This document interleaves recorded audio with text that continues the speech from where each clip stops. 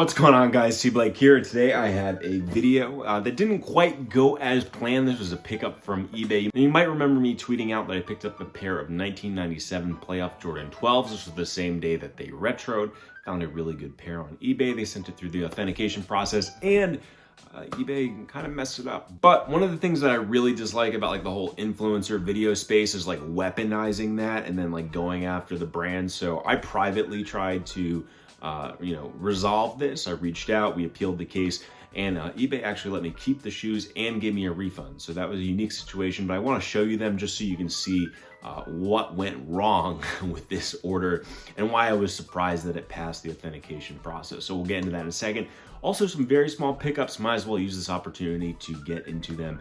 So I'll start with a couple things here. First up, we have some hockey pucks. You might be saying, what's so special about these hockey pucks? A member of my In This Economy Discord reached out. He said, hey, you play hockey. I thought of you. I've been, sitting on these for quite some time. And these are actually pucks that were made for the All-Star game when it was in Canada, and they're co-branded with Jordan brand embossing. So I'll show you a tight up shot of those, but really, really cool, something cool to display in my office. And I remember those releasing and being like, oh man, I wish I could have gotten them. And then it's just kind of, faded into obscurity. So got a nice little nostalgia trip with these. So Andrew, thank you so much for sharing those with me. And then very quickly from Supreme, they sent me a Smarties necklace. I'll probably eat this today, to be honest. And I also picked up the dog leash and dog collar for a dog that I may or may not be getting in the future. Now, I don't know if I'm the only person that does this, but like, there's been certain toddler and crib Jordans that I've bought for a future kid, same with this. I saw this. I missed out on a lot of Supreme dog or pet related accessories. I would have loved to have given, my cat that little dog bowl for some of her stuff. So when these dropped, I said, I'll get them because I know by the time I get a dog next year, whenever, they'll be, well over retail price. So that is the leash and the collar in here. And then last thing, something really cool before we get into playoff Jordan 12s is this Pixel Vault Punks comic. This is edition number 1. I have collected some comics over the years. This is actually a physical version of an NFT that I hold. I think it's kind of peak irony that the whole idea of these digital collectibles is they're on chain, they're immutable, they can't be, destroyed, etc. They have provenance for people that collect art, like my physical artwork, right? It can't necessarily be burned and gone forever. And yet so many people that collect NFTs want the physical version of it. So something kind of cool though, I'm not knocking it, I'm just pointing out the irony. And Pixel Vault is actually a company, they have a founders DAO as well. You can get real technical about this stuff if you want. Again, one of these things I do on Discord is just, making this digestible for people. They have a project with Adidas in the works, and they have a voting, sort of like a board of directors, so to speak, which is called the Founders DAO. And I had a really cool meeting with them about kind of bringing some of their ideas for physical branding to life. So that would be really, really cool. Hopefully I can share more details on that as I get them. So you've been patient. You are ready for the eBay. You're ready to meet your soulmates. As a reminder, guys, if you're just tuning into the channel or you're getting back into it, if you want to subscribe, follow me on Twitter or hit up my Discord, you can. Those links are down below in the description. Playoff Jordan 12s. Got the look at this. I feel like I'm on a game show. We got the authenticity guarantee. You guys might remember a post on my Instagram. I actually got flown out to Atlanta by eBay to do a commercial for their watch guarantee program, which was actually a lot of fun. It was my first time in Atlanta. It was a little not weird, right? Like I knew my Rolexes were authentic, but it was cool to kind of go through the process. Met this super OG dude there, and got some cool film for us. So that was really fun.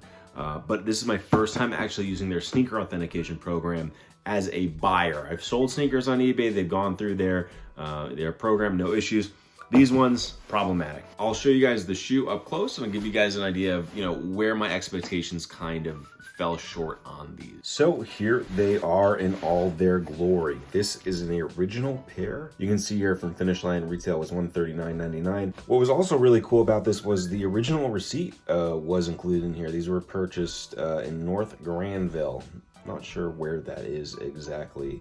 I'm sure someone will let me know down in the description, but you can see after Uncle Sam, these came to $150. From pictures and everything else, these looked pretty solid. Now I'm expecting, with a shoe that's, could go to college and have graduated to have some flaws, so I wasn't too concerned about anything, but eBay snapped their authenticity tag on here. You got the upper doing a full ply pebbled leather on here, and also down to the toe box. So you've seen these before, very, very iconic. And again, some scuffs, some dings, but I thought it would be so cool to get the pair from 1997 for $150. That's how much I paid for these.